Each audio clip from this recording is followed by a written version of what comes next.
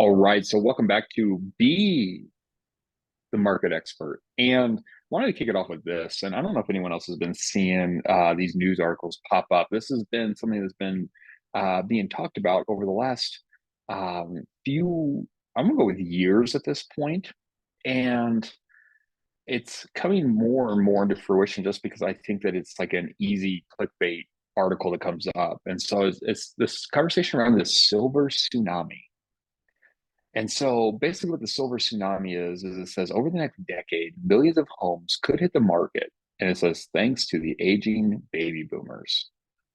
And I think this is very, very misleading because I think this goes back into these like crash bro mentality that people have, right? And so the silver tsunami is really saying that as the baby boomers are starting to age out, they're going to be downsizing, passing away, and all these other things, that there's going to be this flood of inventory that hits our market, right? And we all remember last year, like the big thing was the Airbnb bust that was coming. And before that, we were talking about the market crash. And this is just another one of those things. But what's unfortunate is you're seeing a lot of news articles pick up this article and kind of run with it in their own way, right? You're going to see it on Forbes, you're going to see it on Fox, you're going to see it on CNN, you're going to see it on everywhere. I mean, even Housing Wire is going to cover something along these lines. And it said, in 2019, Zillow released a report showing that over 20 million homes would hit the market by 2037, thanks to baby boomers aging out. And if we go through a little bit further, it says, according to AARP, and every once in a while they send me, it's time to get my card, and I don't know how I'm so lucky to already be a part of this club. And it says 80% of people 50 years or older own a home, and they're going to say they're going to start downsizing, they're going to pass away, they're going to cash in on their equity, or they're going to do something that's going to release these homes back into the market. Well, this is what's interesting, right? Like, for there to be a silver tsunami, what this is implying is that, like, essentially every baby boomer would have to die at the exact same time. And there would just be this flood of inventory that hits the market. And that's not the case. Like, that's not the case at all. Like, there's a quote down here a little bit further. It says, it won't be a tsunami, it will be a rideable wave. And I actually believe that. So as we're going through and we're seeing this article about this silver tsunami, we have to think about this. Um, there's going to be baby boomers that are going to keep the houses for their children. Their children will be inheriting them. They're going to, yes, maybe sell, maybe downsize, maybe right size, all these different things, but it's not going to all happen at once. There's going to be things that are going to take place over time. Yes, we're talking about the greatest wealth generation pass through that we've ever seen in our nation in the history of ever.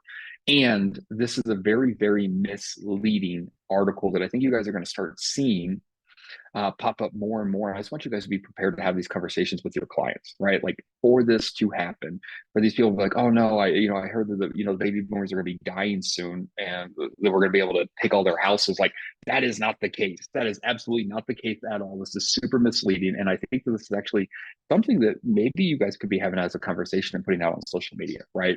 Like, I would maybe put out an article, the silver tsunami, talk about what it is, right? About 80% of population 50 years or older owns a home, and by 2037 they're saying that we could see over 20 million homes potentially hit the market, and then be talking about the different factors. And maybe I even like I said, I really like this quote that they have about this will be a rideable wave, because truly that's what it is. And I think this is a good way for you guys to kind of go out and to be truly having some conversations. Then let's kind of switch gears, right? So that was the first thing. But as we look at this, here's rates, and we're getting off of a holiday. So these rates are only updated until Friday. So we're waiting for the bankers to kind of wake back up and kind of get back into the swing of things. But let's take off this 30-year jumbo, because I don't want to look at that. But here we are. Here's January 1, 2024. And then we cruise all the way till Friday, January 12th. Guys, this is good news, right? Here we are. We have 2 weeks worth of data at this point. 2 weeks worth of data. And we can truly see that it's staying pretty flat, right? Like even this little bit of a fluctuation, like these aren't major points as we're going through, right? We're talking about 6.4 to 6.5 over the course of 3 days. This is encouraging, right? This is what we want to see. We live in the United States of America. We should be able to wake up and to, with some certainty, be able to predict what interest rates are going to look at and what they look like, right? This isn't 2023, because in 2023 was a roller coaster, and this is what scared a lot of people off, both buyers and sellers. And we have to keep in mind that sellers traditionally become buyers. And if a seller has to sell their house before they are able to afford a new home, that is going to put a lot of doubt in their head as they're watching this roller coaster, right? Because if we were to look back and let's just look at like 1 year's worth of data, like here's 2023. This is January 2023 to January 2024. And all of this roller coaster, this is what scared people, right? We had sellers, right? Besides the golden handcuffs. And for those that don't know, right, the golden handcuffs said that if I have a 2 or 3% interest rate, then I'm going to be less likely to be inclined to sell that house and to go jump into a 6 or 7% interest rate. Well, the other variable that was going in is maybe there was a motivated seller, right? Maybe there was something going on that they were like, you know what, I can stomach, 6.5%. But then all these weird things happened to where they didn't know, because it was so unstable, that as they were going through and they're like, it doesn't make sense to list my house because I need to sell my house before I can buy a house, which means that my rate won't get locked in until I'm closer to buying. And I don't know what tomorrow looks like. That was the other variable that kept a lot of sellers sitting on the sideline. So as we're looking through, and we're truly talking about January 1 to February, or to January 12th, 2024, this is what we want to see. And so as we're having conversations, right, maybe some of the conversations that we're saying is maybe we're even looking over the last 6 months, right? If we look at maybe even over the last 3 months, we can see we're talking, we went over 7.5%, and it has come down. And as of Friday, we were sitting as a conforming loan 6.576 and FHA 6.376. Like, this is good news. These are the conversations that we should be yelling from the rooftop, that there was people that were sitting on the sidelines waiting for interest rates to come down, and here it is. They are starting to come down. And the best part about what's happening right now is people are still hibernating. Yes, we're seeing some upticks and some stuff. We're going to look at that in the next tab, but there are still a lot of people on the sidelines. So we have to be having the conversation with our consumers about what's more important. Is it the interest rate or is it down payment? Because what we do know as real estate agents, that when the market falls off and we start waking back up, that there's going to be more competition. And when we start seeing this more competition, that we're going to see more competitive offers coming from buyers, which is going to be in the form of waived contingencies, X amount of dollars over asking. And so does it make sense to get locked in at one of these interest rates with less competition, which means it's going to be less money out of pocket? Or are we wanting a lower monthly payment with potentially more out of pocket? That's going to be the trade-off as we're going through 2024. Kathy just put in the chat that Mitch sent out a market movement email on Monday and had a chart with this info. That is great. Absolutely, guys. This is the thing. All we are trying to do is educate and put out as much stuff for you guys to be able to have these conversations and take this massive, massive mind share. So thank you for that, Kathy. All right, so let's keep talking about national. It says, why the number of price cuts, why are the number of price cuts dropping as housing inventory rises? Okay, cool. So we're talking about price cuts versus housing inventory. So if we look at this, this is national data. So January 5th, this is week 2 to the end, right? This is Friday. And we look through and it says that we went from 499,143 inventory over to 505,233. If we were to look at this back in 2023, you can see it went from 471 to 473. So we are still less inventory back in 2023, but we've picked up this year. So there's more inventory on the market this year than there was this time last year, right? We can see that very little bit, but it did happen, 471 to 473. Inventory bottom of 2022, you can see that it's 240,000. So we're increasing, which is good. And the peak inventory of last year, 569,898 units. We are still not very close to that number. We are close to 100,000 units off nationwide data. So as we're looking at this and we're talking about the housing crash, and I'm just going to wait and I'm just going to hold off. Why? What data are people looking at that's going to point to that there's a housing crash? We still have less inventory today than we did last year. So why would prices start to come down? We're looking at this. Here's just a graph that's kind of showing that as well. And this is going back into 2019. Remember, we like to base a lot of our data off of 2019 pre-pandemic, right? That's about as normal as we can get to is 2019 data. So we like to use 2019 as a baseline for a lot of the different things that we're doing in the housing industry, right? 2019 was normal. 2020, we had a pandemic and we were, there's lockdowns, there's all kinds of weird stuff. 2021, it heated up, arguably one of the best years in real estate that most agents had. The end of 2022 got a little bit weird as interest rates started getting higher. We started seeing less and less people wanting to purchase houses. 2023 was pretty restrictive. In 2024, we're seeing it open up again as the Fed has dropped interest rates. So we're looking at this, right? So this is saying, January or April 1st, 2019, April Fool's Day, we're talking somewhere around 823,000. And then at the height, we're looking at 966,000 homes on the market. Fast forward to today, 499,000. This is January 5th. This isn't today, but pretty close, guys. This is the thing. Normal, healthy market, around 800,000 houses on the market. Here's during a nationwide pandemic. We can see this landslide to where it started hovering around 300 to 400,000. 2022 starts getting a little bit weird as interest rates are going up. 247,000 houses on the market, starting to pick back up a little bit. But again, we're still not breaking. We're still not even getting close to where we were. And now we're seeing a decrease again in January, which is completely normal, right? We have to be keeping in mind that in December, January, February, we're in these winter months. We have holidays going on. We have kids off of school. I think we still have kids off of school today because they got a snow day, even though that yesterday was a holiday for them. So 5-day or 4-day weekend is what I understood. Have fun, parents. And so, as we're looking through this is completely normal for there to be less inventory on the market. But again, people start ramping up. So that's why it's very, very important to be having conversations with everybody at this point.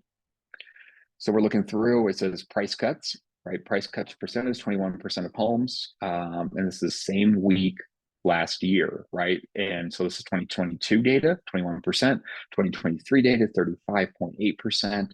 And then right now we're at 32%. So we're kind of in the middle of that. And as we're looking, we're just on this roller coaster. And what we're seeing is we're seeing them motivated to put their houses on the market, and they still want top dollar because what we saw happen in 2021. We want those prices. My neighbor back in 2021 sold it for $1 million. I want $1 million. And so we're seeing a little bit of that happening right now where we're seeing these overpriced homes because we're seeing buyers at these interest rates. They are still being a little bit more selective over the house that they're purchasing because of their monthly payment. So this is going to be fairly normal as we're seeing these kind of things happen, but we're probably going to see a little bit less price cuts as interest rates are coming down because we're going to see that the competition is going to start to pick up. Here we are looking at new listings data. So new listings data as we're going through again, 2022, 2023, 2024. So this is good news. This is what we want to see. We want to see more homes on the market. This is a healthier market. This gives people, there's more competition. There is more available homes to be purchased, and we're going to see more people be a little bit more selective. Now, we're not going to talk about the treasury yield, but we just need to know that, this definitely has a correlation, right? As things are happening, as people are getting more comfortable and they're getting less, they're investing less in the treasury. We're seeing interest rates go down as people are investing more into the treasury. We're seeing the interest rates go up. Like, and that's not what we want to see. We want to see the less people using the treasury, the bonds, right? We want to see less people buying these bonds, because if people are saying like, hey, it's worth investing in the government, and the government's having to pay out big interest rates, that's when we see some, or when the government has to pay less interest rates because more people think it's stability. That's when we start seeing interest rates go up, and that's what we don't want to see. So there's a direct correlation there. But this is the important thing: purchase application data. So as we're looking at the purchase application data, this is going to be something that we're going to want to track over the next few months, right? As we're talking that, today, this week, last week's data, that we start tracking, because we want to see what's going through into the springtime. This is going to be a huge indicator on what is happening, right? This is saying that people are calling Mitch and they're saying, hey, Mitch, um, I'm interested in buying a house. Can you please run my credit? Right? This is what this is doing. And so as we're looking through, we can see all these spikes. We can see 2020. A lot of people are like, probably definitely not interested in buying a house. Like, this is weird. But then like they got a little bit more comfortable. And then here we are. Guys, we're pretty much bottomed out here, right? Like, we can see this. Like, this is January 10th is where we are right here. And we can see 2023 data, and we can see, going through this, the index and the 4-week index, right? So we're looking at the 4-week average, and then we're looking at the true. So they're taking it and they're going an average over 4 weeks and taking out some of the data, and they're going to a true where we are. And they pretty much line up, which cool. And what we want to make sure that we want to see this start ticking up. So this is going to be something that we're going to be tracking more and more as this thing's rising, because what we're going to see, we're going to see this mouse pad go up and up and up. And this is going to be a clear indicator that people are feeling more and more comfortable with the housing market. And so as we're seeing this thing, we are seeing an increase. And as we're seeing these increases, these are the conversations that we need to be having. And the conversation looks like this. It's like, hey, just want to let everyone know that we're seeing more purchase applications come through. We're seeing more people going to their lender and seeing what they qualify on the house. There is more people that are comfortable with the housing market, especially with the interest rates going down. And so we're going to start to see more and more competition. I'm probably taking this message and putting it out today and just letting people see that we're starting to take it back up. The holidays are getting behind them. Yes, it's been freezing. I mean, there's people at the Bills game and all kinds of other crazy stuff. And so if they're comfortable going to these kind of things, they're going to be comfortable going out and start looking at houses. While this is minuscule, right? Like, this is very little data. Like, we're not seeing any big, huge increases. It's still positive.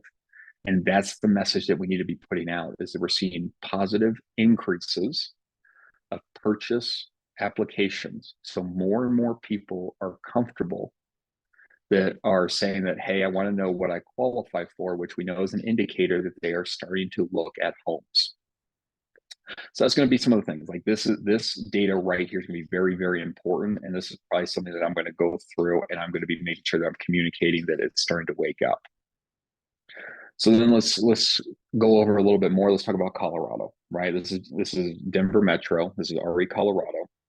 And guys, this is 7 days. This is just the 7 days. What has happened? New listings. We've seen 1,051 new listings. We have gone through, and coming soon, there's been 146 coming soon. So people are getting it ready, and they're making sure that the photos are probably already in, but the house is tight, and they're looking to create some FOMO and to get some excitement. We have seen 257 homes come back on the market, which something has fallen through. And again, we're going to see more and more buyers be more discerning as they're going through, and they'll be more pickier with these properties, and they're not going to play a whole lot of games anymore. We still are in a seller's market, but the seller has to be willing to come to the table and be able to negotiate a little bit more. And I think that's what we're going to be seeing here with this back on the market. Sellers maybe being a little bit more unrealistic, buyers are going to be a little more discerning with the interest rates, and we're going to see some houses come to the market. Price increases, this doesn't really say anything to me. Like, but if we were to go dive in through this, it's probably new builds, right? There's probably a lot of new build data. And again, new build isn't super exciting to us because we know that there's not enough new builds out there to be able to cover the supply issues that we have with the demand issues. And again, that's by design.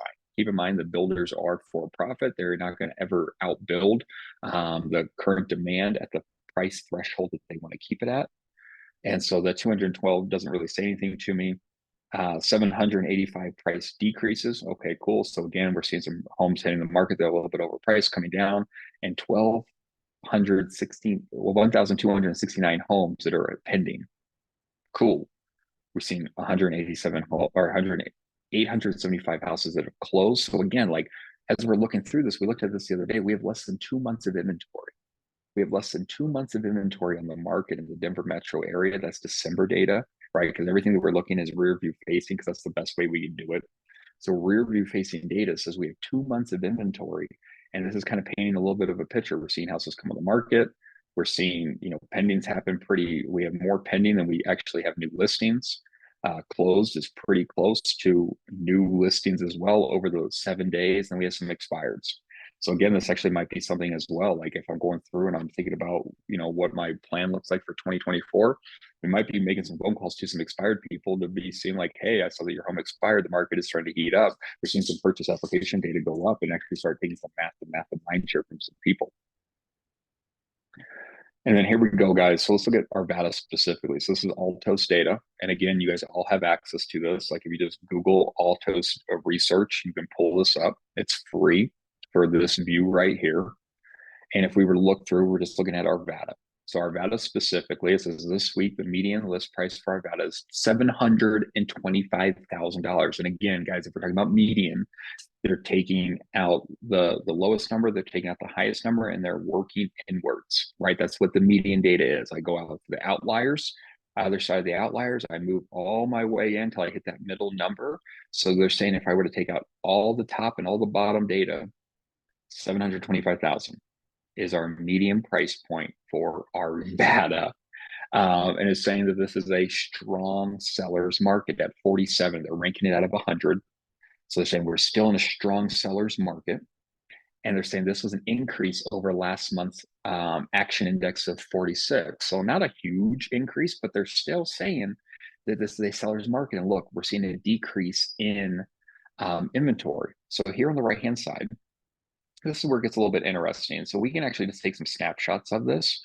And the snapshots say this: median list prices going up. So we're seeing less cheaper houses potentially hit the market. It's more higher prices. What this is probably telling us that we're seeing less expensive homes hit the market, and we're seeing some higher end homes go. Median list price of new listings, same thing. The data lines are going up. Price per square foot is going down. So again, that tells me we're probably talking about some more expensive homes as the price per square foot is going down, because it doesn't truly correlate all the way. Average days on market looks like it's tipping down a little bit. So we're seeing the average days on market come down.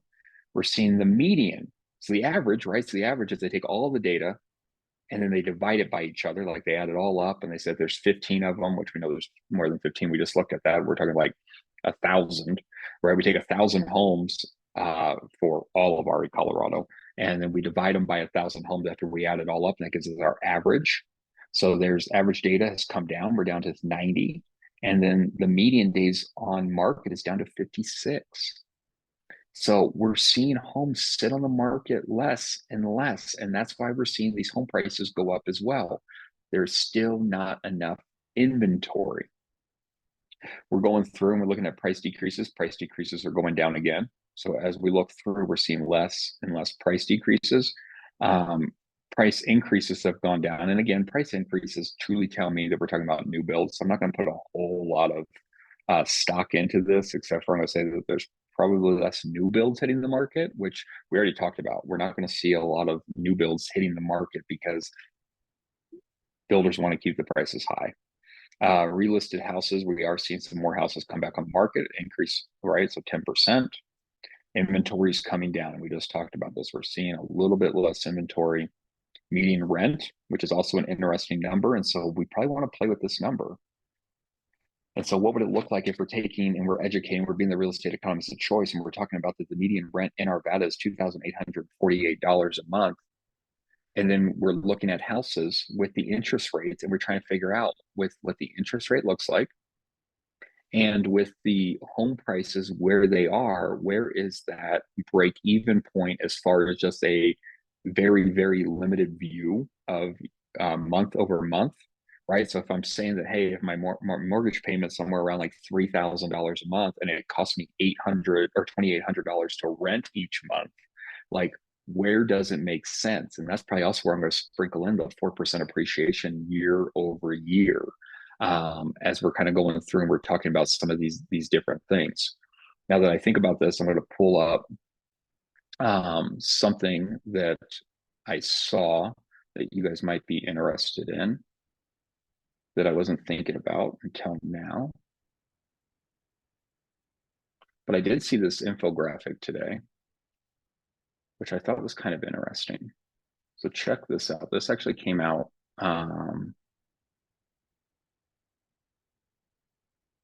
so look at this. This is actually kind of cool. Let me maximize this so it makes it maybe a little bit bigger. All right, so this is percentage change in home prices, and I'll try to move everything. If you guys want to screenshot this, I don't know if this interests you that much, or I can put it out in the Facebook group a little bit later today. But it says percentage change in home prices since 1991 to Q3 of 2023. And remember, like everything that we do is really rear view facing data. So this is almost 4 months behind. And again, it's because it just takes that long to go through. So if we're talking about Colorado, look at Colorado since 1991. We're talking 584, almost 585% increase in the change of home prices. And again, like I remember buying my house back in the early 2000s. We still are in the early 2000s now that I say that out loud. But I mean, $250,000 for a 3-bedroom, 2-bath,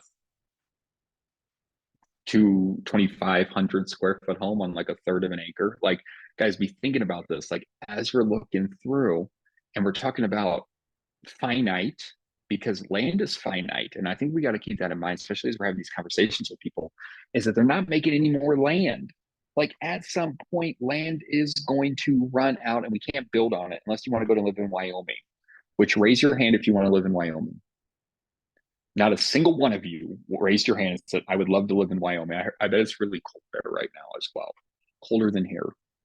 And so as we're looking at this thing, guys, and we're having these conversations, and we just talked about median rent price of $2,848.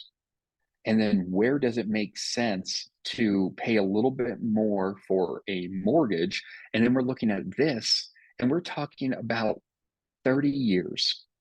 We're talking about a 30-year time period. People's equity, their wealth has increased because of home ownership. And we all know this. This is why we all got into this thing, right? We know that real estate has created more millionaires than anything else in the history of civilization. And so as we're looking at this thing, I'm probably going through and I'm talking about, yeah, cool, median rent price in Arvada at least is $2,848, figuring out what the monthly mortgage would be at the current interest rate. And I don't know what that number is. But then as I'm looking at this, guys, this makes a whole lot of sense. And while we can't guarantee that over the next 30 years, we're going to see another 584% increase, but what we do know is since 1991, we have seen 3% year over year increase, and that compounds. And this is that compounding effect that we're looking at right now. And real estate is still a great place to actually park some money and to invest, and it is yours. And we're talking about generational wealth. And so that's why also, as we're talking about this silver tsunami, right, that where they're talking about baby boomers, dying off and right sizing and everything else, that doesn't track, right? It doesn't track a whole lot, because as we're thinking about this thing, they're going to be handing it off. They're going to be creating generational wealth. There's going to be some that are going to put it in trust, and their families are going to own it. They're going to be handing it down. They're going to be willing these assets to people. they might not even right size because again, they have their houses paid off. And so if interest rates, don't go down significantly as a baby boomer, why would I take a $0 monthly mortgage where I own 3,000, 4,000 square feet? And even if I'm not using the whole thing, does it make sense for me to sell my house and to go to a smaller home? It may or may not. But again, we don't have enough inventory to truly be seeing like a lot of options. And we do know that buyers are being more discerning as they're going through and they're looking at different things right now. So this is definitely some of the data that I'm going to go through and be having conversations with. Thank you. And we just want to make sure that we're going through and we're letting everybody know kind of some of these different things that are happening. So taking the price changes, going through the silver tsunami, definitely looking at interest rates because interest rates are super important. We want to make sure that we're definitely communicating this. And again, over the last 3 months, this is a huge win. And this is definitely some of the things that we need to be talking about. Again, we went from 7.7 to last week, Friday closed out to 6.3. Definitely big things that we need to be going through. Talking about the purchase application data, it's not a huge spike, but we're definitely seeing more and more people be comfortable. We definitely bottomed out. And again, like this is bottoming out in October, is what this is showing. Oh, November, which makes sense, right? We're talking about November data, holidays. People are starting to do some family stuff. Kids are off of school, and we're starting to see it pick back up, and people are getting excited. We can go through, we can look at what is happening in our neck of the woods, right? We're seeing this market watch data, and you guys all have access to this on RE Colorado. We can actually see some of these things, and we can even like dive down a little bit deeper into it. And then going through and I like Altos data, and I can pick where it makes sense, right? Even if we were to go look in Denver, right? And again, you guys all have access to all of these different things. But we look at Denver, Colorado. So the index is a little bit less than what we just saw in Arvada. We see that the median price point is a little bit less as well. And it's saying again, we're seeing less and less inventory, which doesn't mean a whole lot. Inventory right now, we're seeing it slow down. We do want to see it pick back up for a healthier market, but we can actually see these little graphs and what they are doing. These all tell a story. So depending on where you're farming in, where your people live, like you can actually see this and be able to have some conversations to be able to spark some conversations. With that, guys, want to open it up. Any comments, questions, concerns about some of the stuff that we kind of just looked at?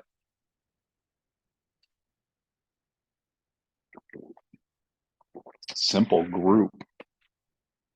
Awesome. Well, guys, that's that for today. I know this was a little bit quicker. We ended it about 10 minutes sooner than typical. But as we're looking through again, we should be able to see some better data here in the next coming days. But we're obviously going to be looking at this every chance that we get because this absolutely tells a story. And again, if we're looking at this thing and it truly stays stable like this, more people are going to be comfortable. Sellers traditionally become buyers. We're going to see more people comfortable putting their home on the market. We're going to be seeing millennials and Gen Zs come back into the market as well. And so be keeping that in mind. Like through this, with interest rates getting better and there's still being less inventory, that's going to be the issue that we're going to be running into this year. I truly believe that we're going to see more hands go in the air, but I think it's going to get very competitive in the sense that we're going to be bidding on a lot of the same homes, especially as these younger demographics come in to purchase houses because they're only taking inventory off the board, right? Like a Gen Z, a millennial buyer comes in and this is their first home. They're only taking, they're not selling a house. And so I do think we're going to see inventory constraints in 2024, but we are going to see more and more people excited about purchasing a house. And that's kind of the message that we need to go through. And again, over the next few months is when we're going to see more and more things happen as the market starts to heat back up because people start to fall off and we start to see people wake up and they're more interested in purchasing houses, historically speaking. So awesome, everyone. I appreciate you jumping on with me. Have a great rest of your Tuesday, and I hope to see some of you guys Thursday night at Rolling Hills Country Club. I think there's still time to register if you haven't. We still got some room, so we'd love to see everyone that we can. Have a great day, guys. Thank you. Thank you. Hey, you're welcome.